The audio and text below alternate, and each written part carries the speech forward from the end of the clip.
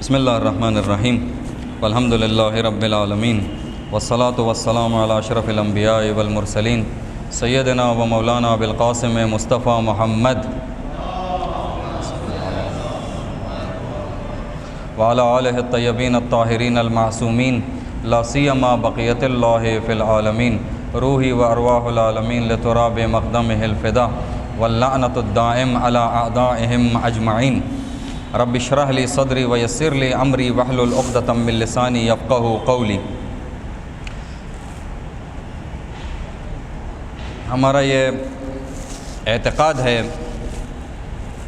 کہ کوئی اگر کام کو شروع کریں تو اس کو اہل البیت کے توسل سے اور ان کی اجازت سے اور ان کی دعا سے اور ان کی توجہ سے شروع کیا جائے۔ یہ کام کرنا ہمیں لگتا ہے کہ برکت کا سبب ہے اور قطعاً ایسا ہی ہے، قطعاً ایسا ہی ہے۔ اور اہل البیت میں بھی سب سے زیادہ جس کی طرف ہماری توجہ مجھے لگتا ہے کہ میں خود چاہتا ہوں کروں، وہ حضرت زہرا ہیں۔ حضرت زہرا کی ایک خاص صلوات ہے مفاتیح الجنان میں، علیکم السلام ورحمۃ اللہ، اس کو پڑھتے ہوئے شروع کرتے ہیں: اللہم صلی علی صدیقۃ فاطمۃ الزکیۃ حبیبۃ حبیبک و نبیک و ام احبائک و اصفیائک التی انت جبتها وفضلتها واخترتها على نساء العالمین اللہم کن الطالب لها ممن ظلمها واستخف بحقها وکن الثائر اللہم بدمع اولادها اللہم وکما جعلتها ام الائمة الہدى وحلیلة صاحب اللواء وکریمة عند الملأ الاعلى فصل علیہا وعلی امها صلاة تکرم بها وجہ ابیها محمد صلی اللہ علیہ وآلہ وتقر بها اعین ذریتها وابلغهم انی فی هذه الساعة افضل تحیۃ والسلام۔ ایک صلوات بھیجیے گا محمد و آل محمد پر، اللہم صلی علی محمد و آل محمد وعجل فرجہم۔ بہت سارے ہمارے دینی برادران، خاص کر ہمارے مدراس کے بعض مومن برادران کے درخواست پر اور ان کے حکم پر، ان کی حکم کی پائبندی اور پیروی کرتے ہوئے اس بات کا فیصلہ لیا گیا ہے کہ ہر سنڈے مختصر آپ کی خدمت میں پہنچیں اور کچھ مطالب جو ہمیں لگتا ہے کہ آپ کے لیے مفید اور ہمارے لیے مفید ہوں وہ آ کر بیان کریں۔ اگر ہم ان پر عمل کر پائیں گے تو قطعاً ہمارے لیے مفید ہے۔ تو ہم نے بھی یہی سوچا کہ جب برادران نے ہم سے درخواست کی تو ایک ایسا سلسلہ ہونا چاہیے دروس اخلاق کے نام سے، اور جیسے کہ آپ نے اشتہارات میں اور واٹس ایپ کے میسیجز میں بھی مشاہدہ کیا ہے کہ ہمارا موضوع کیا ہے۔ در حقیقت موضوع کو اور واضح کرتے ہوئے، دین وہ دین کارآمد دین ہے، وہ دین ہمارے لیے مفید ہے جو ہمارے دنیا اور آخرت میں کام آئے۔ وہ دین جو ہمارے دنیا اور آخرت میں کام نہ آئے وہ ہمارے لیے مفید نہیں ہے۔ وہ دین جو ہمارے دنیا میں کام نہیں آ سکتا وہ ہمارے آخرت میں بھی کام نہیں آ سکتا، یہ آپ ہم سے لے لیں۔ تو ہم نے یہ سوچا ہے کہ بعض ایسے مباحث کو آپ کے سامنے پیش کریں محرم تک، یا پتہ نہیں کب تک، جب تک خدا چاہے، جو اگر ہم انشاءاللہ اس پر عمل کریں تو امید ہے، بہت زیادہ امید ہے کہ ہمارے لیے مفید ثابت ہو، اور جو ہدف خدا نے ہمارے لیے رکھا ہے، جو ہدف دین نے ہمارے لیے رکھا ہے، ہم اس تک انشاءاللہ آہستہ آہستہ پہنچ سکیں۔ پہلا جب بیان کریں گے آپ کے ہاتھ میں، اگر ہم نے دیکھا کہ آپ میں دلچسپی ہے اور آپ چاہتے ہیں شرکت کرنا تو اس کو ہم آگے بڑھائیں گے۔ اگر احساس ہوا کہ استقبال کم ہے اور آپ میں دلچسپی کم ہے تو ہم اس کو وہیں پر چھوڑ دیں گے۔ قول نہیں دیا ہوا ہے کہ ایک بار شروع کیا تو اس کو حتماً آخر تک پہنچائیں۔ اگر عوام میں اور آپ عزیز برادران میں، خاص کر جوانوں میں جذبہ ہو، انٹرسٹ ہو، تمایل ہو تو ہم اس کو آگے بڑھائیں گے، اگر نہ تو ہمارے لیے بہتر یہ ہے کہ جتنا کم بولے اتنا اچھا ہمارے لیے۔ تو یہ ہے، پہلے 2-3 ہفتے یا کم از کم پہلے 2 ہفتے مقدمہ بیان کرنے میں گزریں گے، اور اس مقدمے کو کچھ اس طرح سے انتخاب کیا ہے۔ اس سے پہلے تقدیر کرنا چاہوں گا، آپ کا شکریہ ادا کرنا چاہوں گا کہ جوان حضرات اور بزرگ حضرات یہاں پر تشریف فرما ہیں، اپنے قیمتی وقت کو نکال کر کہ ویکنڈ ہفتے میں 1-2 دن ہوتے ہیں اور ان دنوں میں لوگ چاہتے ہیں یا آرام کریں یا اپنے فیملی کے ساتھ باہر جائیں گھومنے کے لیے، آپ چاہتے تو یہ سب کرتے، لیکن پھر بھی آپ نے لطف کیا، احسان کیا ہم پر کہ تشریف لے آئے اور حوصلہ افزائی کا سبب بنا۔ آپ کا شکریہ ادا، اللہ آپ کے توفیقات اور آپ کے جزا کو اضافہ فرمائے۔ قم میں تقریباً 10 سال وقت بتانے کے بعد وہاں پر کچھ اسلامی علوم حاصل کرنے کے بعد ایک چیز کا جو احساس ہوا ہے، چاہتے ہیں کہ اے کاش ہم سب کا یہ عقیدہ بن جائے، اے کاش اگر یہ عقیدہ بن جائے تو واقعاً بہت بڑی چیز ہے، جو ایک 10 سال میں میرا عقیدہ بن چکا ہے۔ اور یہ بھی ہم نے جو سیکھا ہے علماء سے سیکھا ہے، روایتوں سے اور آیتوں سے سیکھا ہے، خود کی کوئی وہ نہیں ہے یہاں پر، وہ یہ ہے، ہمیں یقین ہے، بھروسہ ہے اور اطمینان ہے کہ اسلام ہماری مشکلات کو حل کر سکتا ہے۔ یہ ایک عقیدہ ہے۔ 10 سال اگر ہم نے پڑھا ہے قم میں اور 10 سال اگر قم میں وقت بتایا ہے، ایک نتیجے پر جو پہنچے وہ یہ ہے کہ اسلام ہمارے مشکلات کو حل کر سکتا ہے، اسلام میں توانائی ہے کہ ہمارے مشکلات کو حل کریں، اگر ہمیں کامیاب ہونا ہے تو اسلام ہماری مدد کر سکتا ہے۔ یہ وہ عقیدہ ہے جس تک ہم پہنچے ہیں۔ اگر دشمنوں سے خود کو دفاع کرنا ہے تو اسلام ہماری اس میں مدد کر سکتا ہے۔ اگر کم ہونے کے باوجود بھی ایک ملک میں عزت اور شرف کے ساتھ جینا ہے، سربلندی کے ساتھ جینا ہے، تو اسلام ہمارے لیے یہ ممکن کر سکتا ہے۔ یہ ہمارا عقیدہ ہے۔ 10 سال جو بتائے ہیں اس میں اس یقین تک اور اس اطمینان تک پہنچے ہیں اسلام کے نسبت۔ شرط کیا ہے؟ ایمان اور عمل صالح، ایمان اور عمل۔ اور ہمارا یہاں پر جمع ہونے کا جو ہدف ہے وہ بھی یہی ہے کہ ایمان اور عمل صالح کیسے انجام دیں، ان چیزوں کے بارے میں گفتگو کریں اور سمجھیں، اور اسی کے ذیل میں ہماری ذمہ داریوں کی ادائیگی کے لیے بحث اور گفتگو کریں۔ دلیل کیا ہے کہ آپ اس عقیدے تک پہنچے کہ اسلام تمام چیزوں کا رائے حل ہے؟ دلیل ایک تو قرآن میں وعدے ہیں، وَنُرِيدُ أَن نَّمُنَّ عَلَى الَّذِينَ اسْتُضْعِفُوا فِي الْأَرْضِ وَنَجْعَلَهُمْ أَئِمَّةً وَنَجْعَلَهُمُ الْوَارِثِينَ۔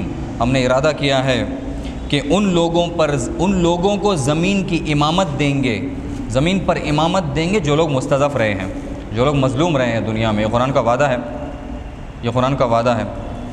کتب اللہ لأغلبن انا ورسولی، ہم نے واجب کیا ہے، خدا فرماتا ہے کہ میں اور میرے انبیاء کامیاب ہوں گے، یعنی کیا؟ مومنین متقین کامیاب ہوں گے، جس میں سر فہرست انبیاء ہوتے ہیں، ائمہ ہوتے ہیں۔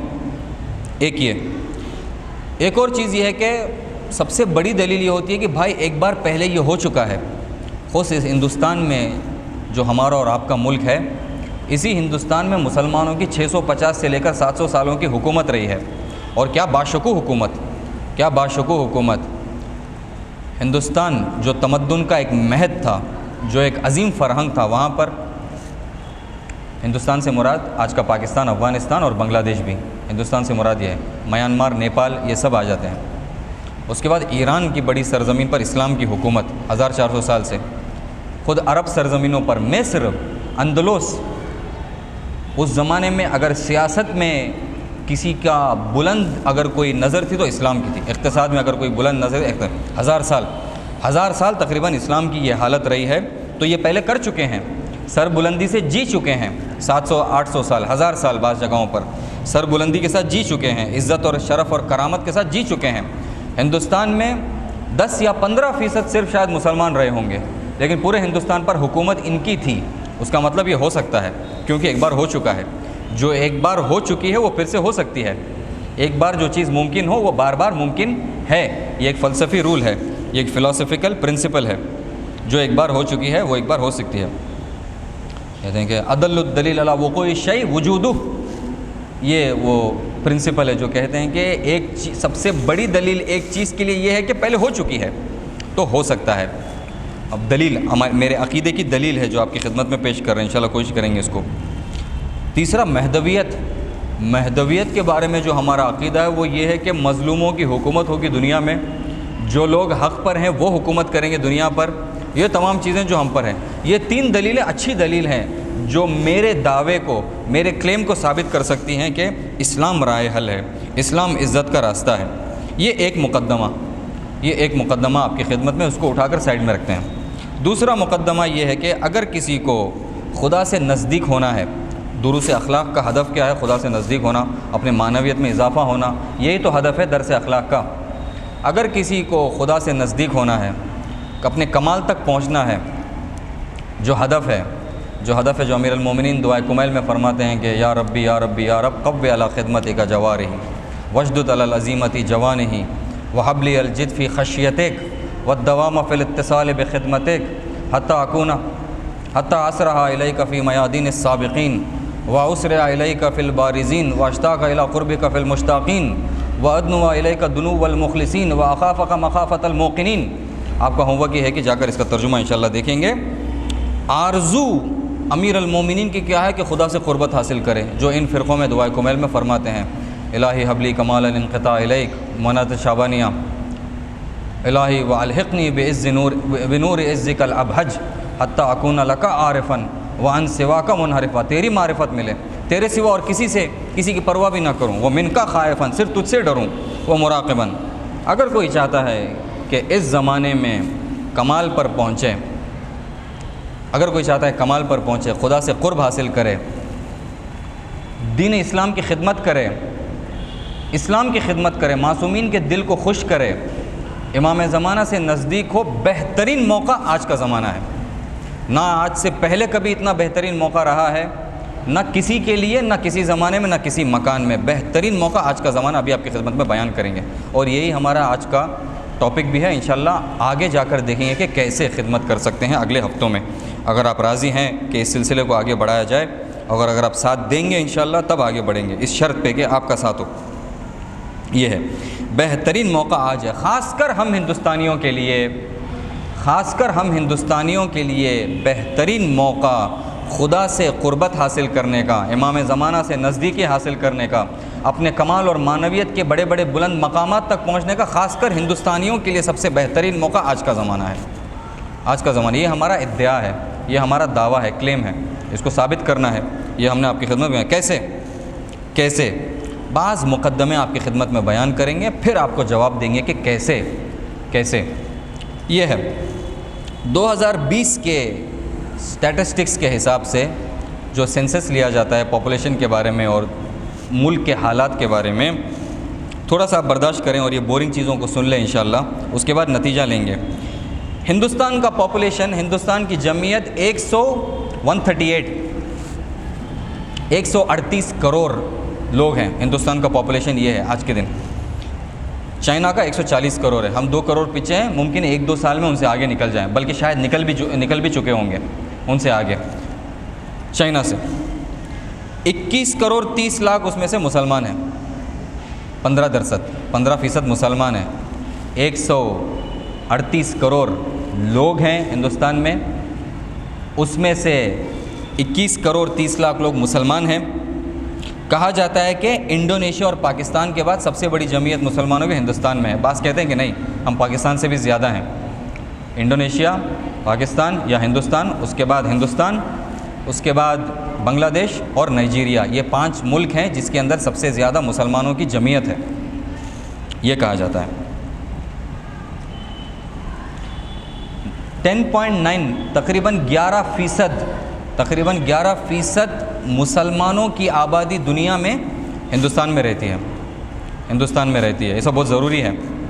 تقریباً 11%، 10.9% دنیا کی مسلمانوں کی آبادی ہندوستان میں رہتی ہے۔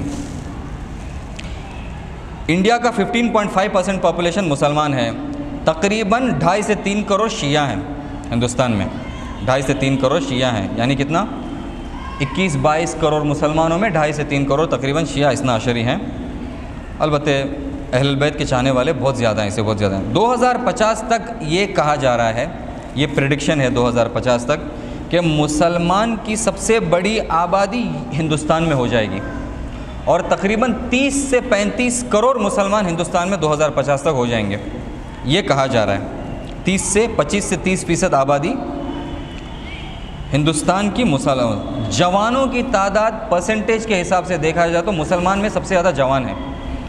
ہندوؤں میں اور کرسچنوں میں جوان اتنے زیادہ نہیں ہیں پرسنٹیج کے حساب سے جتنے مسلمانوں میں جوان ہیں. یہ بہت اچھی علامت ہے, یہ بہت اچھی علامت ہے. اس کے پیچھے لوگ خیر یہ چیزیں ہیں, یہ تھوڑا سا ہے حساب سے. تو اسے کیا ہوگا؟ ہمارے سوال کا جواب نہیں ملا اسے ابھی تک. اسے کیا کہنا چاہتے ہیں آپ؟ کیسے پتہ چلے گا کہ بہترین وقت خدا سے نزدیک ہونے کا, کمال تک پہنچنے کا, معنویت کو حاصل کرنے کا, یہ سب چیزوں سے کیسے پتہ چلے گا؟ سوال یہ ہے.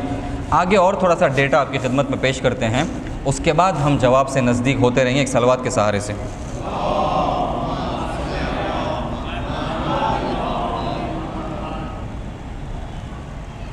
ہم جواب ڈھونڈ رہے ہیں اس چیز کا کہ یہ جو کہا جا رہا ہے کہ اسلام کی خدمت کرنے کا بہترین موقع ہمیں آج ملا ہے خاص کر ہندوستانیوں کو, وہ کیسے ہے؟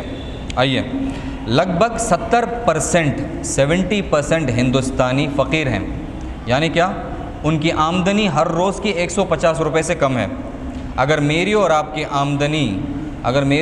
آمدنی مہینے میں 4500 روپے سے زیادہ ہے تو ہم 30% ہندوستانیوں میں آتے ہیں. یہ 70% ہندوستانیوں میں نہیں آتے. پوری آمدنی یعنی مثلا گھر چلانا ہے, بچوں کو اسکول بھیجنا ہے, یہ سب چیزیں سب ملا کر پوری آمدنی ہر روز کی 155 روپے, یعنی مہینے کے 4500 روپے سے 4600 روپے تک. 70% پاپولیشن کا ہندوستان کی انکم یہی ہے ایک مہینے کا. ہم جو شہروں میں دیکھتے ہیں لوگ کار وغیرہ میں جا رہے ہیں, یہ ہندوستان کی حقیقت نہیں ہے. ہندوستان کی حقیقت کچھ اور ہے. یہ ہے جو سٹیٹس بتاتے ہیں. اس میں سے یہ 70% میں سے 30% پاپولیشن انڈیا کا, ان کی انکم دن کی 100 روپے سے کم ہے. 100 روپے سے کم, یعنی 3000 روپے سے کم مہینے میں. یہ ہندوستان کی حالت ہے. 20 کروڑ ہندوستانی ہر روز بھوکے پیٹ سوتے ہیں. ہر روز. آپ کے ساتھ ہم لوگ جو ہوتے ہیں شرط لگاتا ہوں, ایک ہفتہ یہ کام کر کے دکھائیں. رمضان میں سحر میں گلے تک پیٹ بھر کے 12 یا 14 گھنٹے روزہ رکھنا, اس کا افطاری میں واپس سے ریلوڈ کر لینا آسان کام ہے. لیکن ہر روز ہندوستان میں 20 کروڑ لوگ, ہر روز ہندوستان میں کتنے لوگ؟ 20 کروڑ لوگ بھوکے پیٹ سوتے ہیں. رات میں کھانے کے لیے کچھ نہیں ہوتا ان کے پاس. کسی نے بھیک دے دیا, کچھ پیسہ مل گیا. اس میں بچے بھی شامل ہیں. ابھی آپ کی خدمت میں بیان کرتے ہیں کہ بچوں کی کیا حالت ہے ہندوستان میں. ضروری ہے جواب تک پہنچنا. میڈیا پر نہیں دکھایا جاتا ان چیزوں کو. میڈیا پر جتنے لوگ ایک دن میں کرونا میں مرے ہوں گے ہمارے ہندوستان میں, اس سے زیادہ لوگ بھوک سے مر جاتے ہیں ہندوستان میں. اس سے زیادہ لوگ میل نیوٹریشن کی وجہ سے مر جاتے ہیں. صحیح سے کھانا نہیں ملتا, کافی کھانا نہیں ملتا, اس وجہ سے مر جاتے ہیں لوگ ہندوستان میں. لیکن کیونکہ میڈیا کو مشغول رکھنا ہے اس لیے وہ کرونا اور ان چیزوں کے بارے میں دکھاتے ہیں. پہلے 135 ملکوں میں سے ہندوستان کا نمبر 111 ہے. 111 ہے ہنگر انڈیکس میں. یعنی ہمارے سے فقیر ملکیں جو ہمارے سے جو ہیں, صرف 15 ملک ہی ہمارے سے بدتر حالت میں ہیں. باقی سب سے ہم بدتر ہیں ہندوستان میں. یعنی وہ بھی کون سے ملک ہیں جو جنگ میں ہیں, 20 سال سے 25 سال سے جنگ میں ہیں. صومالیہ جیسے, یمن جیسے, افغانستان جیسے, عراق جیسے, سوریہ جیسے ملک ہم سے بدتر ہیں. ورنہ جو ملک جنگ کی حالت میں نہیں ہے سب ہم سے اچھے ہیں. پاکستان اور نیپال اور میانمار اور سری لنکا اور یہ تمام ملک ہم سے بہتر ہیں بھوک اور فقیری میں. یہ بھی ایک ڈیٹا ہے. ہر سال 1.5 کروڑ بچے 5 سال سے نیچے کے 1.5 کروڑ بچے ہندوستان میں مر جاتے ہیں. کیوں مرتے ہیں؟ ایسے ہی مر جاتے ہیں نا, بیماریوں کی وجہ سے, بھوک کی وجہ سے, یا قتل کی وجہ سے, کڈنیپ کی وجہ سے, یا جو ہے مثلا کم کھانے کی وجہ سے. 1.5 کروڑ بچے ہندوستان میں ہر سال جو ہے مر جاتے ہیں 5 سال کے نیچے کے. اس کے اوپر کا فگر شاید اور بھی زیادہ ہے. یہ ہے. اگر دنیا میں 100 بچے فرض کریں, اگر دنیا میں ہر روز 100 بچے بھوک کی وجہ سے مرتے ہیں تو انڈیا میں 50 بچے اس میں سے ہوتے ہیں. سٹیٹس کے حساب سے اگر دنیا میں, پوری دنیا میں ایک دن میں 100 بچے بھوک کی وجہ سے مرتے ہیں ہر روز, کھانا نہیں ملنے کی وجہ سے, تو ہندوستان میں 50 بچے بھوک کی وجہ سے مرتے ہیں. یہ بھی ایک ہے. یہ بعض چیزیں ہیں, بعض مشکلات. سب چیز تو نہیں بیان ہو سکتا یہاں پر. ہم نے تقریباً 7:15 یا 7:20 کو شروع کیا تھا, آلریڈی آدھا گھنٹہ ہونے کو آیا ہے. اس کے بعد کرپشن جو پالیٹکس میں ہمارے، وہ خود آپ دیکھ لیں، آپ کا ہوم ورک ہے یہ، کتنے مشکلات ہیں، کتنے مشکلات ہیں۔ اکنامکس میں ہمارے خواتین پر جو ظلم ہوتا ہے، ہر دن ہندوستان میں 87 ریپس ہوتے ہیں رپورٹڈ، جو رپورٹ نہیں ہوتے وہ چھوڑ ہی دیں ان کو۔ 87 ریپس دنیا میں لڑکیوں کے، عورتوں کے ہر روز ہوتے ہیں ہندوستان میں، یہ حالت ہے۔ جواب کے نزدیک ہو رہے ہیں ہم۔ اس کے بعد اور جو آپ کی خدمت میں بعض فگرز بیان کرنا ہے کہ انڈیا میں جہالت، ان پڑھ جو لوگ ہیں، تقریباً کہا جاتا ہے کہ ہندوستان میں جو ہے 30 سے 40 کروڑ لوگ ان پڑھ ہیں ہندوستان میں، یا اسے بھی زیادہ لوگ۔ میں اس کا فگر لکھ کے نہیں لے کے آیا افسوس کے ساتھ کہ مثلاً ان پڑھ نہیں۔ ایک سروے لیا گیا، 25% اسٹوڈنٹس جو اسکولوں میں پڑھ رہے ہیں، 25% اسٹوڈنٹس جو اسکولوں میں پڑھ رہے ہیں، ان کو یہ نہیں پتہ کہ ہندوستان کا کیپٹل کا نام کیا ہے، ہندوستان کا کیپٹل کیا ہے، ان کو یہ نہیں پتہ۔ یعنی جو پڑھ بھی رہے ہیں ان کی حالت یہ ہے، یہ تو ان کی حالت ہے جو پڑھ رہے ہیں۔ اکثر بچے اسکول بھی نہیں جا پاتے ہندوستان میں، یہ آپ کو پتہ ہے کیوں؟ کیونکہ ماں باپ کے پاس پیسے نہیں ہیں فیس پے کرنے کے لیے، یا وہ گاؤں میں اسکول نہیں ہے، یا ماں باپ کو پیسوں کی ضرورت ہے تو بچے کو کام پہ لگا دیتے ہیں بچپن سے ہی، تو لہٰذا جو ہے کتنے بچے پڑھ نہیں پاتے۔ یہ بھی ہندوستان کی عجیب حالت ہے۔ ہم سمجھتے ہیں کہ یہاں پر جب اطراف میں دیکھتے ہیں، تھوڑا سا پورور کی طرف، تھوڑا سا مثلاً پونم علی کی طرف، تھوڑا سا اس طرف تھوڑا بلڈنگ وغیرہ بن رہے، سمجھتے ہیں رائزنگ انڈیا، شائننگ انڈیا سمجھتے ہیں، لیکن ہندوستان کی حقیقت یہ ہے کورونا کے بعد اس سے زیادہ اور بدتر ہوئی ہے، اسے بہتر نہیں ہوئی ہے ہرگز ہندوستان کی حالت۔ یہ چیزیں، پولیوشن آپ خود جانتے ہیں، چائلڈ لیبر اور اس کی وجہ سے جو ہے بچوں کی بری حالتیں، ہیومن ٹریفکنگ، پکڑ کے لے کے جانا اور دوسروں کو بیچ دینا، اور وہ غلاموں کا کام، عورتوں کے ساتھ بھی یہ ہوتا ہے۔ دنیا کا ایک بہت بڑا مسئلہ بنا ہوا ہے یہ، ہندوستان میں اور زیادہ ہوتا ہے یہ، پرزے بیچ دینا، پرزے نکال کے بیچ دینا جسم کے، یہ تمام مشکلات ہیں۔ یہ تو صرف مادی مشکلات ہیں، اخلاقی مشکلات کی فہرست گنا نہیں سکتے، بعض لوگ سمجھ بھی نہیں سکتے، معنوی مشکلات کی فہرست گنا نہیں سکتے، بعض لوگ سمجھ بھی نہیں سکتے، معنوی مشکلات۔ اور یہ کہ ہندوستان میں کیوں خدا پرست نہیں ہے، کیوں ہمارے اندر یہ جذبہ نہیں ہے کہ ہم یہ نہیں سوچتے کہ ہندوستان میں کیوں خدا پرست نہیں ہے، کیوں موحد نہیں ہے ہندوستان میں، ہم ایسے کیا کریں کہ لوگ خدا پرست ہو جائیں ہندوستان میں، کیوں ایک مسلمان اور ایک شیعہ کے دل سے یہ نکل گیا ہے، کیوں شیعہ کی یہ فکر نہیں ہے۔ ایران پر جب حملہ کرتے ہیں دوسرے خلیفے کے زمانے میں، اور جب بادشاہ کے محل میں پہلی بار، آپ سوچ کے دیکھیں، عرب میں رہنے والے جو بادے نشین ہیں، جو چادروں میں رہتے تھے، جس کے گھر مٹی کے اور کیچڑ کے ہوا کرتے تھے، جس کے گندے نالیاں اپنے گھروں کے باہر بہا کرتے تھے، جس کے پاس پینے کے لیے پانی نہیں، گندا پانی ہوا کرتا تھا، وہ ایران کی عظیم سلطنت کے بادشاہ کے محل میں، جس کی تعریفیں تاریخ میں لکھی گئی ہیں کہ کیسے محل ہوا کرتے تھے، پہلی بار گھس رہا ہے۔ اور دیکھیں اس کا اخلاق کیا ہے، اس کا فکر کیا ہے، اس کی گھستا ہے لابد۔ آپ دیکھیں کوئی انسان جو گاؤں سے نکل کے آ گیا، اس کو مثلاً انٹالیا جو امبانی کا گھر ہے وہاں پر لے کے جائیں، اس کی آنکھیں کھل جائیں گی، دیکھتا ہی رہے گا کہ کیا گھر ہے، کیا عالیشان گھر ہے، یہ تمام کیا کار ہیں، کیا پلین ہے۔ یوٹیوب پہ نہیں دیکھتے آپ لوگ، دیکھیں کھل جاتی ہیں آنکھیں، مثلاً کیسی کار ہے وغیرہ۔ پہلی بار ایک انسان، ایک مجاہد، عرب کی سرزمین سے، ایک رسول اللہ کا صحابی، ایران کی سرزمین پر ایران کو شکست دینے کے بعد بادشاہ سے تسلیم نامہ لے کر جاتا ہے کہ تسلیم ہو جاؤ اسلام کی فوج کے آگے، تو اس کا کیا اخلاق ہے، جاتا ہے، پرواہ بھی نہیں ہے، نہ جھومروں کو دیکھتا ہے، نہ نوکروں کو دیکھتا ہے، نہ کنیزوں کو دیکھتا ہے، کچھ نہیں، نہ فرشوں کو دیکھتا ہے، نہ ہیرے اور جواہرات جو لگے ہوئے ہیں کہ ایک اٹھا کر جیب میں ڈال لو، مثلاً جا کر تھوڑا سا بادشاہ سے چاپلوسی کروں، ہدیہ دے گا مجھے، ایک اٹھا کر ایک جو ہے مثلاً سکوں کی تھیلی میری طرف بھی پھینکے گا کہ تم یہ رکھ لو، کچھ نہیں، سیدھے جاتا ہے، تخت پہ پیر رکھتا ہے اور کہتا ہے کہ یہ تسلیم نامے کے پر دستخط کرو کہ تم تسلیم ہو گئے اسلام کے آگے۔ پوچھتے ہیں کہ تم کیوں آئے ہو ایران پہ کیوں آئے ہو، یہ جذبہ کہاں چلے گیا مسلمانوں کا، کیوں چلے گیا جوانوں میں سے یہ جذبہ کہاں چلے گیا؟ کہتا ہے کہ پوچھتے ہیں کہ کیوں آئے ہو تم ایران کو، کیا غرض کیا ہے ایران کو آنے کا، کیوں حملہ کیا ہے تم نے ہم پر؟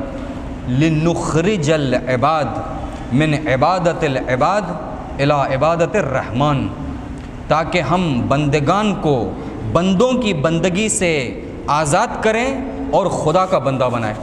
یہ جذبہ کیوں نہیں ہے ہمارے اندر، کیوں یہ جذبہ نہیں ہے ہمارے اندر؟ یہ خود ایک بہت بڑا درس اخلاق ہے۔ اگر یہ جذبہ آ گیا مسلمان جوانوں میں کہ کیا نہیں دیکھتے ہم مظلومیت کو؟ کیا نہیں دیکھتے ہم ظلم کو؟ کیوں ہمارے اندر جذبہ نہیں ہے کہ خدایا ہم کچھ کریں، خدا ہمیں راستہ دکھائے گا، ہم کچھ کریں کہ جو ہے یہ چیزوں کو مٹائیں۔ یہ ایران پر جب حملہ کرتے ہیں اور بادشاہ سے جب تسلیم نامہ، یہ نہیں کہتے کہ تھوڑا سا ہمیں بھی دے دو، ہم وہاں پر غریب ہیں، تمہاری طرح محل آ کر مدینے میں بنا کر دے دو نا، نہیں کہتے، بلکہ کہتے ہیں کہ لنخرج العباد من عبادت العباد الی عبادت الرحمن، رحمان کے بندے بنانا چاہتے ہیں، نہ کہ بندوں کا بندہ۔ یہ ہے یہ چیزیں، کیوں ہمارے اندر یہ جذبہ نہیں ہے؟ ہم اپنے آپ سے یہ سوال پوچھیں، کیوں ہم ان کے پیچھے چلے گئے، ان کی تقلید کرنے لگ گئے؟ خوب، یہ تو صرف تمام ہندوستانیوں کی حالت ہے، مسلمانوں کی حالت ان سب مشکلات کے باوجود اور بھی بعض مشکلیں ہیں مسلمانوں کے ساتھ جو ہندوستان میں درپیش ہیں، اور اب آج بھی ہیں اور بھی زیادہ ہونے کا گنجائش رکھتی ہے۔ تمام دنیا کے بڑے بڑے متفکرین کہہ رہے ہیں کہ ہندوستان ایک جو ہے قتل و عام کی جگہ بننے سے بہت زیادہ نزدیک ہے، ممکن ہے ایک دو جگہوں پر پیش نہ آئے یا وہاں پیش آئیں۔ یہ ہے مسلمانوں میں، آپ دیکھیں کیا کیا مسائل ہیں پیش آ رہے ہیں۔ ایک صلوات بھیجیے گا محمد وعلی محمد۔ بھالے ایک تو نفرت کا ماحول، جوان بچوں کا کہنا کہ مسلمانوں کا قتل عام کیا جائے، یہ سنسدوں میں یہ تمام چیزیں اوپنلی کہنا، اس کے بارے میں کچھ کہا بھی نہیں جانا، اور یہاں وہاں ہوتا بھی ہمیں پتہ بھی نہیں چلتا کیونکہ نیوزوں میں نہیں آتا، کسی انٹرنیٹ کی آزاد ویب سائٹ نے چھاپ دیا، ورنہ پتہ بھی نہیں چلتا۔ نفرت کا ماحول جسے مسلمانوں کو دیکھ کر اس میں جینا پڑتا ہے۔ ہم یہاں پر اس لیے ہمیں ممکن ہے فی الحال احساس نہیں ہو رہا ہے، لیکن آپ اگر دوسرے جگہوں پر جائیں احساس ہوتا ہے وہاں پر کہ وہ نفرت کا ماحول، یہ لنچنگ، یہ بلڈوزر، یہ NRC، یہ CA، یہ ٹرپل طلاق، یہ کشمیر۔ سچر رپورٹ کے حساب سے جو 2006 میں لی گئی، اس کے حساب سے یہ ہے کہ البتہ آپ کے سلوات نے ہمیں بتا دیا کہ ساری انرجی نکل چکی ہے، تو لہٰذا ہم کوشش کریں گے اس کو جلدی تمام کریں۔ سچر رپورٹ کے حساب سے جو 2006 میں سچر کمیٹی بیٹھی اور اس میں کہا گیا کہ مسلمانوں کا جائزہ لو، ان کی حالت کیا ہے، یہ بتایا گیا کہ مسلمانوں کی حالت سیاسی لحاظ سے، معیشتی لحاظ سے، اکنامک لحاظ سے، کلچرل کے لحاظ سے، پولیٹکس کے لحاظ سے دلتوں سے بھی زیادہ بدتر ہے، دلتوں سے بھی زیادہ غریب ہے مسلمان، دلتوں سے بھی زیادہ بدتر ہے مسلمانوں کی حالت۔ ہم نہیں دیکھتے کیونکہ ہم یہاں پر ہیں، دوسرے جگہوں پر اگر ہم جائیں گے تو ہمیں یہ صاف دکھے گا۔ بعض گاؤں ایسے بھی ہیں جس کے پاس کھانے کے لیے کچھ نہیں ہوتا، تو آٹے میں مٹی ملاتے ہیں تاکہ جو ہے مثلاً پورے گھر کے بچوں کو روٹی مل سکے۔ اگر صرف آٹا میں گوندھ کے کھائیں گے تو روٹی سب کو نہیں پہنچے گی، تو مٹی بھی ساتھ میں پیستے ہیں اور گھول کے کھاتے ہیں، اور ہم جو ہے مثلاً ناز نعمت میں ہیں اور پھر بھی جو ہے ہمیں احساس نہیں ہے ان چیزوں کا۔ یہ دیکھیں، یہ خود فقیروں کے ساتھ بیٹھنا بہت زیادہ معنویت کا سبب بنتا ہے، ان کے ساتھ بیٹھنا۔ کیوں ہم نہیں چاہتے یہ جو لوگ روڈ پر جیتے ہیں کھانا لے کر جائیں، ان کے ساتھ بیٹھیں، ان کو ہو سکے تو خود اپنے ہاتھوں سے کھلائیں؟ کیا یہ سیرت نہیں ہے ہمارے ائمہ کی؟ کیا یہ سیرت نہیں ہے انبیاء کی، غریبوں کے ساتھ بیٹھنا اور ان کو کھلانا؟ یہ سب وے کے نیچے یا کسی برج کے نیچے غریبوں کے ساتھ جائیں، بیٹھیں اور فوٹو نکال کر سوشل میڈیا میں پھیلائیں اور امام حسین کے نام سے اس کام کو انجام دیں۔ کیوں نہیں کرتے ہم اس کام کو؟ حرام ہے اس کام کو انجام دینا، بلکہ مستحب ہے، انبیاء کی سیرت میں تھا، ائمہ کی سیرت میں تھا اس کام کو انجام دینا۔ جائیں کسی ہوٹل سے کام لیں، یا خود ہمارے یہاں مجلسیں جب محفلیں ہوتی ہیں تو وہاں سے کھانا لیں، غریبوں کو جا کر خود اپنے ہاتھوں سے کھلائیں، ان کو شفقت کریں، ان سے پیار سے بات کریں، ان کے ساتھ وہ فوٹو بھی لیں اور پھیلائیں کہ ہم حسین کے چاہنے والے ہیں، اور ہم ایسے رفتار کرتے ہیں ضعیفوں کے ساتھ اور کمزوروں کے ساتھ۔ یہ تمام چیزیں ہونا چاہیے۔ خوب، جواب سے نزدیک ہو رہے ہیں، سوال سے ہم نزدیک ہو رہے ہیں، ہمارے جواب سے نزدیک ہو رہے ہیں۔ اگر امام زمانہ آج ہندوستان میں ہوتے، اللہ جل یا امام زمان، اگر امام زمانہ اگر ہندوستان میں ہوتے تو کیا کرتے؟ ان چیزیں جو آپ کی خدمت میں جو بیان کیے گئے تو کیا کرتے؟ ان کو حل کرنے کی کوشش کرتے یا نہیں کرتے؟ سوال یہ ہے، کرتے یا نہیں کرتے؟ کیا ہم سے یہ چاہتے یا نہیں چاہتے کہ تم ان چیزوں کو حل کرو؟ سوال یہ ہے، حتماً چاہتے۔ کیا ہم سے کہتے یا نہیں کہتے کہ جا کر ان مسائل کو حل کرو؟ بالکل کہتے۔ وہ جو چاہتے ہیں ہمیں وہ کرنا ہے، اور یہ کرنے سے معنویت کا سبب بنے گا۔ ان مشکلات کو اگر ہم حل کرنے میں، ہماری قوم اور ہم حل کرنے میں ہاتھ بٹا پائیں، یہ سب ہماری ذمہ داری ہے۔ ابھی بتائیں گے آپ کو کہ خدا نے یہ ہماری ذمہ داری بنایا ہے، ہم سے کیا لینا دینا؟ ممکن ہے کوئی پوچھے کہ خوب یہ سب ہندوستان میں ہو رہا ہے، گورنمنٹ اس کو انجام دے، یا یہ جو پیسے والے ہیں ہندوستان کے وہ اس کو انجام دیں، یا کوئی باہر کی UN اور امریکہ اور یہ پیسے والے جو ممالک ہیں یہ اس کو انجام دیں، ہمارا کیا لینا دینا اسے؟ سوال ہے۔ ہم خود کو نہیں دیکھ پاتے، دوسروں کو ہم کیسے دیکھ پائیں گے؟ یہ ایک سوال ہے۔ یہ مشکلات کو اگر ہم حل کریں ہم خدا سے نزدیک ہو سکتے ہیں۔ اسلام کی سب سے بڑی خدمت آج کا دن یہ مشکلات کو حل کرنا ہے۔ اس کے لیے ہمیں بہت ساری چیزیں چاہیے جس کو ہم کہتے ہیں معنویت، اور بہت ساری اور چیزیں۔ یہ مشکلات کو حل کرنا دین کی خدمت ہے، یہ مشکلات کا حل کرنا امام سے نزدیک ہونا ہے، یہ مشکلات کا حل کرنا امام زمانہ کے سپاہی بننا ہے، ان کی غیبت میں یہ مشکلات کا حل کرنا ہے۔ کیوں ہم؟ اس کا جواب ہم دیں گے۔ کیوں ہم؟ کیونکہ قرآن کہہ رہا ہے تم، اس لیے ہم۔ کیسے ہے؟ تم بھی آ گیا یہاں پر، دیکھیں کنتم خیر امت اخرجت للناس تأمرون بالمعروف وتنہون عن المنکر وتؤمنون باللہ۔ تم بہترین امت ہو، کس کے لیے چنی گئی ہو؟ لوگوں کے لیے چنی گئی ہو، مسلمانوں کے لیے نہیں، شیعوں کے لیے نہیں، سنیوں کے لیے نہیں، پوری دنیا کے لوگوں کے لیے چنی گئی ہو، بہترین امت ہو۔ کیوں؟ تأمرون بالمعروف، امر بالمعروف کی طرف دعوت دیتے ہو، وتنہون عن المنکر، امر بالمعروف یعنی کیا؟ انہی چیزوں میں مدد کرنا، انہی چیزوں کو حل کرنا، یہ یعنی امر بالمعروف۔ امر بالمعروف صرف یہ ہے کہ خاتون سے ہم کہیں کہ حجاب پہنیں، کیا صرف یہ ہے امر بالمعروف؟ امر بالمعروف یہ ہے کہ ہم لوگوں سے کہیں کہ جھوٹ نہ کہو نا، یہ تمام مسائل کو حل کرنا امر بالمعروف ہے۔ اگر برائیوں کو مٹانا امر بالمعروف ہے۔ مثلا اگر خاتون کے ساتھ بدسلوکی ہو رہی ہے تو اسے روکنا، دنیا میں جو ہم نے ابھی کہا کہ ایک دن میں اتنے ہوتے ہیں بدسلوکیاں خاتون کے ساتھ، یہ روکنا نہی عن المنکر ہے۔ یہ قرآن کہہ رہی کہ کنتم خیر امت اخرجت للناس، اے مسلمانوں تمہارا کارت شناسائی، آئیڈینٹی کارڈ کیا ہے تمہارا؟ اگر مسلمانوں کے لیے آئیڈینٹی کارڈ بنایا جائے گا تو اس میں یہ آیت کو لکھی ہونا چاہیے، وہ کیا ہے؟ کنتم خیر امت اخرجت للناس تأمرون بالمعروف وتنہون عن المنکر، تم بہترین امت ہو جو لوگوں کے لیے بنائی گئی ہو۔ کیوں؟ کیونکہ تأمرون بالمعروف، امر بالمعروف کی طرف دعوت دیتے ہو، وتنہون عن المنکر وتؤمنون باللہ، اور خدا پر ایمان رکھتے ہو۔ اس کے بعد بعض آیتیں ہیں جو بعد میں بیان کریں گے آپ کی خدمت میں۔ ایک اور آیت ہے جو کہتی ہے کہ صراحتاً کہتی ہے کہ وَلْتَكُن مِّنكُمْ أُمَّةٌ، تم میں سے ایک امت رہے، واجب ہے کہ تم میں سے ایک امت رہے، ایک گروہ رہے، کیا کرے؟ یدعون الی الخیر، جو خیر کی طرف دعوت دے، جو خیر کی طرف دعوت دے۔ ایک ایسی امت ہو تم میں سے، وہ کون بنے گا؟ مثلا اسرائیل بنے گی وہ امت، اسرائیل بنے گی وہ امت، اوباما بنے گا وہ، یا ٹرمپ بنے گا وہ، یا نا مکتب اہل البیت کے پیروان وہ امت بنیں گے جو لوگوں کو خیر کی طرف دعوت دیں گے۔ ہم کب تک بال کو ایک دوسرے کے اوپر پھینکتے رہیں، یہ آ کے کریں وہ آ کر کریں۔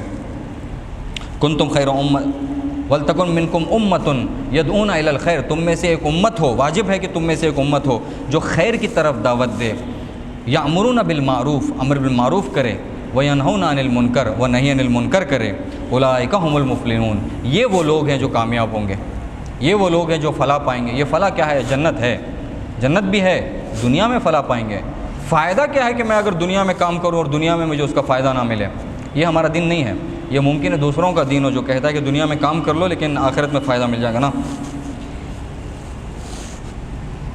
خدا ہم سے یہی چاہتا ہے، امام ہم سے یہی چاہتے ہیں، امت مسلمہ کا یہ کام ہے، اور صرف امت مسلمہ اس کام کو انجام دے سکتی ہے، اور کوئی اس کام کو انجام نہیں دے سکتے۔ صرف اور صرف امت مسلمہ اس کام کو انجام دے سکتے ہیں۔ کیسے کرنا ہے؟ سب سے پہلے ہمیں اپنی حالت کو سدھارنا ہے، دوسروں کے لیے رول ماڈل بننا ہے تاکہ لوگ ہمیں دیکھیں اور کاپی کریں کہ آج ہم یہ کام نہیں کرتے۔ مثلا جین کو دیکھو کتنی ترقی یافتہ قوم ہے، پنجابیوں کو دیکھو کتنی ترقی، کیا ہم نہیں کہتے یہ چیز؟ یعنی کیا کہیں نہ کہیں ہم نے ان کو ہمارا رول ماڈل بنایا ہوا ہے کہ دیکھو یہ لوگ اپنے آپ اپنا کیسے خیال رکھتے ہیں۔ یہ وہ جو واٹس ایپ پہ پھیلتا ہے کہ کسی ایک بھکاری سکھ کو ڈھونڈ کے دکھا دو، مثلا یہ آپ نے دیکھا ہوگا میسیجوں میں، یعنی کیا کہیں نہ کہیں ہم نے ان کو، یہ یہودی دیکھو کتنی ترقی یافتہ قوم ہے، ترقی یافتہ قوم ہے۔ ایسا کچھ نہیں ہے۔ جو محنت کرے، جو عمل کرے، جو اصولوں پر پائیدار رہے، وہ ترقی کرتے ہیں۔ کسی قوم میں کوئی خاصیت نہیں ہوتی۔ ایسا ہی مسلمانوں کے بارے میں 500-600 سال تک دوسری قومیں کہتے رہے، دنیا میں کتابوں میں کہتے رہے، دیکھو یہ مسلمان آسمانیں چھو رہے ہیں، کہتے رہے، لیکن جب وہ اصولوں کو، وہ عمل صالح کو جب چھوڑ بیٹھے تو ذلیل ہوئے۔ ایک زمانے میں بنی اسرائیل برترین قوم تھی، ایک زمانے میں دنیا میں بنی اسرائیل 1000 سال تک تقریباً برترین قوم تھی دنیا کی. ایک زمانے میں مسیحی برترین قوم تھے روم اور یہ جگہوں پر یورپ میں. لیکن جب اپنے اصولوں کو چھوڑے, صراط مستقیم کو جب چھوڑے, تو ذلت کا سامنا کرنا پڑا. کسی خاص قوم میں کوئی خاصیت نہیں ہوتی, بلکہ عمل اور اصولوں میں وہ خاصیت ہوتی ہے. جو بھی قوم ان اصولوں پر اور ان اعمال اور ان احکام پر عمل کرے گی, اس کو کامیابی حاصل ہوگی. محنت, اتحاد, ایک دلی, نفاق کا نہ ہونا, اختلاف کا نہ ہونا, یعنی مثلا دین پر عمل کرنا, یہ تمام چیزیں جو ہیں کامیابی لے کر آتی ہیں. یہ وہ اصول ہیں جو کامیابی لے کر آتی ہیں. ایک دوسرے کی مدد کرنا. تو لہٰذا سب سے پہلے ہمارا کام یہ ہے کہ خود ہماری قوم کو ہم اس حد تک آگے لے کر جائیں کہ دوسرے قوم ہم کو رول ماڈل سمجھیں. دوسرا, امت مسلمہ کی مدد کریں. اس کے بعد پورے تمام مستضعفین اور مظلومین ہندوستان کی مدد کریں. یہ یعنی ظہور کی تیاری, یہ یعنی ظہور کی تیاری. اس کے علاوہ اور کوئی طریقہ نہیں ہے, اس کے علاوہ اور کوئی طریقہ نہیں ہے. اب یہاں پر ہمارا سوال, جو ہم نے کہا کہ سب سے بہترین موقع آج ہے. کوئی ایک انسان کسی ایک مشکل کو برطرف کرنے میں اگر رول ادا کرے, بہت بڑی عبادت ہے. ایک بہت بڑی, مثلا ماں باپ ایک ایسے بچے کی تربیت کر کے چلے جائیں جو ان میں سے کسی ایک مشکل کو حل کرنے میں اپنا کردار ادا کریں, بہت بڑی خدمت ہے, بہت بڑی خدمت ہے, عظیم خدمت ہے. امیجن بھی نہیں کر سکتے اتنی بڑی خدمت ہے, واقعاً امیجن نہیں کر سکتے اتنی بڑی خدمت ہے. اور جو ہے مثلا یہ چیزیں ہیں. تو یہ وہ ہمارا جواب ہے. ان کاموں کو انجام دینے کے لیے ہمیں کیا کیا کرنا چاہیے, یہ ہمارے گفتگوؤں کا, آئندہ کی گفتگوؤں کا, اگر آپ چاہتے ہیں, اگر آپ کی نیت ہے, اگر آپ پسند کرتے ہیں, آئندہ ہفتوں کی گفتگوؤں کا موضوع یہ ہے. یہ جو ہم نے مقدمہ بنایا ہے, اس مقدمے کا نچوڑ یہ ہے کہ ان چیزوں کی طرف پہنچنے کے لیے مثلا کہاں سے شروع کرنا ہے, کیا پہلا کام ہے جسے ہمیں شروع کرنا ہے, تاکہ ہم جو ہے ان چیزوں سے نزدیک ہو سکیں. کوشش کریں گے, ہم بھی کوشش کریں گے, آپ بھی کوشش کریں. ہم وعدہ کرتے ہیں کہ محنت کریں گے, محنت کر کے آئیں گے آپ کی خدمت میں. آپ بھی ہمیں مردانہ اور مردوں کی طرح قول دیں کہ کوشش کریں گے اس پر عمل کریں. آپ سے مراد یہ ہے کہ ہم بھی عمل کریں, ہم محنت بھی کریں, عمل بھی کریں. آپ سنیں اور سوچیں اور عمل بھی کریں. یہ مردانہ گفتگو یعنی یہ, ورنہ فائدہ نہیں ہے گفتگو کرنے کا. اور ہمیں بھی کوئی شوق نہیں ہے ممبر پہ بیٹھنے کا. ہمارے لیے آسان ہے جا کر والدین کے ساتھ رہیں, گھومیں پھریں, دریا ہے یہاں پر, یہ تمام چیزیں وغیرہ. اچھا ہی ہے, تیاری کرنے کا ٹائم جو لگتا ہے وہ بچ جائے گا, دوسرے کام کر سکتے ہیں اس میں. یہ ہے, ورنہ کوئی خاص شوق نہیں ہے یہاں پر بیٹھنے کا. یہاں پر بیٹھنے کا, ہر لمحے کا مجھے جواب دینا ہے. اگر یہاں پر 50-60 لوگ ہیں, آپ کا صرف 1-1 گھنٹہ جا رہا ہے, لیکن میں آپ کے 60-70 گھنٹے لے رہا ہوں. مجھے آپ کے 60-70 گھنٹوں کا جواب خدا کی بارگاہ میں دینا ہے. اتنا سخت کام ہے. اور میں میری آخرت کے لیے ڈرتا ہوں, میں میری آخرت کے لیے تھوڑا ہی صحیح لیکن ڈرتا ہوں. اس لیے جو ہے میرا کوئی شوق نہیں ہے. اگر آپ کو شوق ہو اور اگر آپ چاہتے ہیں کہ یہ جو خدا کے وعدے ہیں ہماری قوم کے لیے بھی یہ وعدے پورے ہوں, تو انشاءاللہ ہم اس کو آگے بڑھائیں گے. مثلا کہاں سے شروع کرنا, کس کی کیا ذمہ داری ہے. ایک قوم میں الگ الگ ٹائپ کے لوگ ہوتے ہیں, سب ایک جیسے نہیں ہوتے. ایک قوم میں جوان ہوتے ہیں اور جوانوں کی خاص ذمہ داری ہوتی ہے. ایک قوم میں بزرگ ہوتے ہیں, بزرگ بہت بڑی نعمت ہے قوم کے لیے, ان کی خاص ذمہ داریاں ہوتی ہیں. سب کی ایک جیسی ذمہ داری نہیں ہوتی. یہ نہیں ہوتا کہ جوان بھی وہی کام کرے جو بزرگ کرے, بزرگ بھی وہی کام کرے جو جوان کرے. نا, خواتین ہیں ایک قوم میں, خواتین کی عظیم ذمہ داری ہے, عظیم ذمہ داری ہے خواتین کی ایک قوم میں. علماء ہیں, علماء کی بھی ذمہ داری ہے. امیر حضرات ہیں, پیسے والے حضرات ہیں, ان کی الگ ذمہ داری ہے. فقیر حضرات ہیں, ان کی الگ ذمہ داری ہے. اسٹوڈنٹس ہیں, ان کی الگ ذمہ داری ہے. یہ ادارے, یہ جو اوقاف ہیں, وقف ہیں, یہ تمام جو ہیں چیریٹیز ہیں, یہ انجمنیں ہیں, یہ تمام ان کی سب کی الگ الگ ذمہ داری ہے. یہ جو وقف وغیرہ ہے, آپ جا کر ان کے واقفوں کی وصیتیں اور ان کے میمورنڈموں کو پڑھیں. سب میں یہ لکھا ہوا ہے کہ قوم کے اپلفمنٹ کے لیے, قوم کی خدمت کے لیے ہم نے یہ وقف کیا ہے, قوم کی اچھائی کے لیے, بھلائی کے لیے ہم نے یہ وقف کیا ہے. ان سب کی ذمہ داریاں ہیں. اگر یہ سب اپنی ذمہ داریاں 40% بھی انجام دے دیں, ہماری قوم کچھ ہی سالوں کی حالت تبدیل ہو جائے گی. زمین سے آسمان فرق آ جائے گا ہماری قوم میں. یہ سب ذمہ داریاں ہیں, اور یہ سب کی ذمہ داریوں میں ان جلسات میں ہم ڈسکس کر سکتے ہیں, انشاءاللہ. ایک دستور, ایک دینی دستور, ایک درخواست آپ سے. میرا کوئی حیثیت نہیں ہے کہ میں آپ کو دستور دوں, دین کا دستور ہے, اور میری آپ کا مومن بھائی ہونے کے ناطے ایک درخواست ہے. وہ کیا ہے؟ عزیزان محترم, نماز جماعت کو ہم سیریس لیں. نماز جماعت کو ہم سیریس لیں. اگر تینوں وقت نہیں آنے ہوتا، جو کہ ممکن نہیں ہے، واقعی ممکن ہے، بعض لوگ کام پر ہوتے ہیں، بعض لوگ کے گھر دور ہوتے ہیں، یہ تمام چیزیں، ایک وقت کی نماز مغرب اور عشاء کی نماز کو سیریس لیں ہم لوگ.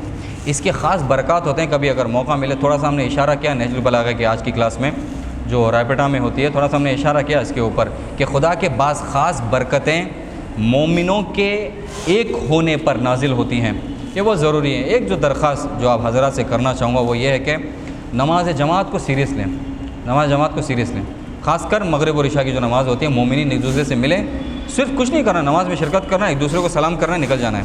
ان کی بہت عظیم برکات ہوتے ہیں. اگر ہم اس کو مسلسل انجام دیں گے، ہم خود ہماری زندگی میں اس برکت کو دیکھیں گے. اور ہم آپ کی خدمت میں آمادہ ہیں، بیان بھی کریں، کبھی کسی گروپ ڈسکشن میں، کبھی کسی اور طریقے سے، دریا لے کو جاؤ، فرائیڈ رائس کھلاؤ، بیان کرتا ہوں، چائے پلاؤ، بیان کرتا ہوں، یہ سب چیزیں پوری رات بیٹھ کو بیان کرتا ہوں، کوئی مسئلہ نہیں ہے. تو یہ چیزیں آئیں، تو لہٰذا برکت ہے. میری درخواست، جو لوگ سنا کہ اچھے خاصے لوگ موجود ہیں زوم پر، خواتین بھی بعض سنا کے تشریف فرمائیں، آپ حضرات سے درخواست یہ ہے کہ البتہ خواتین کے لیے یہ ڈسکاؤنٹ ہے، خود دین یہ ڈسکاؤنٹ دیتا ہے، ان کے لیے ضروری نہیں ہے نماز جماعت میں آنا، ضروری نہیں ہے. ان کے لیے آنا چاہیں تو ان کی بزرگواری ہے، ان کی خدا سے نزدیک ہونا، ان کی پاک دامنی ہے، ان کی یہ عظمت ہے اگر وہ آنا چاہیں خواتین. لیکن ان کے لیے ضروری نہیں ہے آنا، کیونکہ ان کے اپنے بعض مسائل ہوتے ہیں. لیکن آپ حضرات سے خاص درخواست ہے، اور اپنے لیے ذمہ داری سمجھیں. اگر اس کے لیے جوتے کھانا پڑے تو بھی جوتے کھا لیں، اگر اس کے لیے گالی سننا پڑے تو گالی سن لیں. وہ کیا؟ کسی ایک کو آتے آتے گھر سے کسی ایک کو نماز کی طرف دعوت دیں، کسی ایک کو نماز جماعت کی طرف دعوت دیں، یا واٹس ایپ میں ڈالیں اپنی کسی فیملی گروپ میں کہ نمازوں کے لیے آؤ، یا کسی گروپ میں ڈالیں. کریں، اس کو کریں، آپ حضرات کریں، یہ عظیم ثواب اور اجر کا سبب بنتا ہے. اور اس سنت کو ہم شروع کریں. رسول اللہ سے ایک شخص آ کر کہتا ہے کہ میں نابینا ہوں، نماز جماعت کے لیے نہیں آ سکتا. کہتے ہیں کہ اپنے گھر سے لے کر مسجد تک ایک رسی کو باندھو اور اس رسی کا سہارا لیتے لیتے نماز جماعت میں آنا. اس کی عظیم برکات ہوتے ہیں. یہ جو کام ہم نے کہا ہے، ان کاموں کو انجام دینے کے لیے اس کے عظیم برکات ہوتے ہیں. ایک عاجزانہ اور ایک آپ کا چھوٹا مومن بھائی ہونے کے ناطے، آپ کا ایک حقیر مومن بھائی ہونے کے ناطے آپ سے جو ایک درخواست کروں گا کہ نماز جماعت میں شرکت کریں. نماز جماعت میں کیا ہوتا ہے؟ نماز جماعت میں کیا ہوتا ہے؟ ایک 5 منٹ کی اذان ہوتی ہے، گنیں آپ، اس کے بعد مجھے بولیں کتنے منٹ ہوئے. 2 منٹ کی اقامت ہوتی ہے، 7 منٹ، 2 اقامت تو 9 منٹ ہو گئے، 2 اقامت. 3 منٹ کی نماز مغرب ہوتی ہے، کتنے ہوئے؟ 12. 4 منٹ کی نماز عشاء ہوتی ہے، کتنے ہوئے؟ 16. بیچ میں تعقیبات اور یہ تمام چیزیں ملا کر جو مولانا کے 2 منٹ کا جو مثلا احکام وغیرہ بیان کرنا، 10 منٹ، کتنے ہوئے؟ 26 منٹ. آپ کا گھر سے یہاں سے آنا اور جانا 5-5 منٹ. 30 سے 35 منٹ کا ایک کام ہے 24 آورز میں، 30 سے 35 منٹ. اور حتماً میں کہہ رہا ہوں 30-35 منٹ جو آپ انویسٹ کر رہے ہیں، اس کا بہت زیادہ فائدہ ملے گا آپ کو، اور ہرگز نقصان نہیں ہوگا. 1 روپے کا بھی نقصان نہیں ہوگا، 1 روپے کا بھی نقصان نہیں ہوگا آپ کا. تو لہٰذا ایک 35 منٹ کی عبادت ہے، لیکن اس کا اجر جو ہے انگنت ہے. تو لہٰذا عاجزانہ آپ حضرات سے درخواست کروں گا کہ اس کو سیریسلی لیجئے، اور آپ کے دوسرے مومن بھائیوں سے، دوستوں سے، پڑوسیوں سے ضرور کہیں کہ نماز جماعت میں شرکت کریں. بعض انقلابی حضرات جو اپنے آپ کو بڑا انقلابی بنا کے دکھاتے ہیں، مجھے نہیں پتہ کیوں واقعاً رہبر کے فرمان پر جان بھی حاضر ہے، تمہیں بولے تو چیر لیتا ہوں، پھاڑ لیتا ہوں، گردے نکال کو دھیالتا ہوں، یہ تمام چیزیں بولتی ہوں. بابا نماز جماعت میں رہبر بولتے شرکت کرو بول کے. جوانوں کو جو درخواست کر کو یہ رہبر نماز جماعت میں شرکت کرو، ان کا کلام دیکھو آپ لانجا کو، نماز جماعت میں شرکت کرو بولتے ہیں انہوں. اب کہیں بابا ان کا بینر اٹھا کو لڑ لینے کا، ان سے لڑ لیتے ان سے لڑ لیتے، رہبر کو گالی دیتا ہوں، منہ مار کو پھوڑ ڈالتا ہوں. نماز جماعت میں شرکت کرو نا بہت میں، اور ثابت کرو کہ رہبر کے واقعی پیروکار ہیں بول کے. اس کو خیر، تو لہٰذا درخواست کروں گا کہ نماز شرکت کریں. اس کے ساتھ ہم تمام کر دیں. اگر آپ کا کوئی سوال ہو تو اتر کے آپ کی خدمت میں، البتہ یہاں پر نہ ہو، اس کو ہم فی الحال ختم کر دیتے ہیں. انشاءاللہ خدا آپ سب کو سلامت رکھیں. امید کرتا ہوں کہ اس سلسلے کو ہم آگے بڑھا سکیں، اور آئندہ ہفتے میں بھی آپ تمام حضرات کو اور آپ سے زیادہ افراد کو یہاں پر دیکھیں انشاءاللہ. وآخر الدعوانا الحمدللہ رب العالمین، والسلام علیکم ورحمۃ اللہ وبرکاتہ. ایک صلوات بھیج دے گا محمد وآل محمد پر.